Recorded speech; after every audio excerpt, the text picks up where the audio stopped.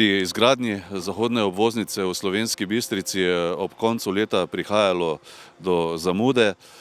Več o tem, kako sedaj potekajo dela, nam je povedal Tomaž Vilempart, vodja sektorja za ceste pri Direkciji za infrastrukturo.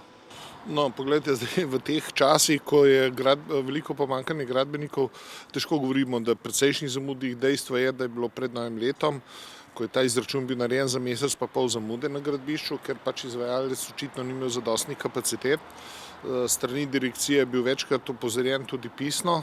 Jasno, ne bi sedaj poudarjal, kaj piše v pogodbi, izvajalec se tega zelo dobro zaveda, saj njegov odziv po novem letu, takoj po novem letu, bil zelo pozitiven.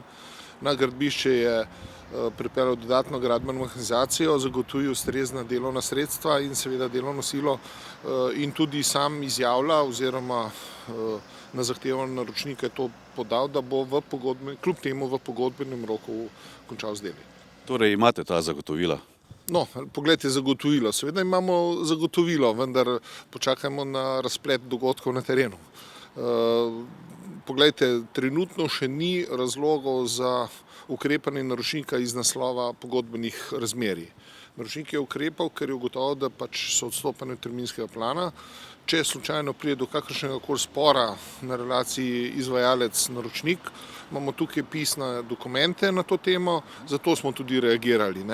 In seveda, ker je, bo rekel, posledično s tem prizadeto tudi poslovanje večjih slovenskih firm, se vsi poznamo, ki je zelo aktivno se vključila v izvajanje tega projekta, tudi v fazi prostorskega umeščanja, projektiranja in same komunikacije ali pa koordinacije, je logično tudi reakcija javnosti podobna. In kako kaže s polaganjem kablovoda, ki je seveda izjemnega pomena ravno za podjetje Impol? No, saj vemo, da je ne tako dolgo nazaj Impol dogradil tovarno, jasno, za katero pa rabi dodatno elektriko in tukaj je bila v bistvu izkoriščena možnost umestitve trase v prostor, da se sočasno polaga tudi električni kabel, ki ga izvaja Elektro Maribor po naročilu Impola. Ampak še enkrat, zagotovila imamo, da bo v pogodbenem roku, to je v aprilu letos, tudi to urejeno.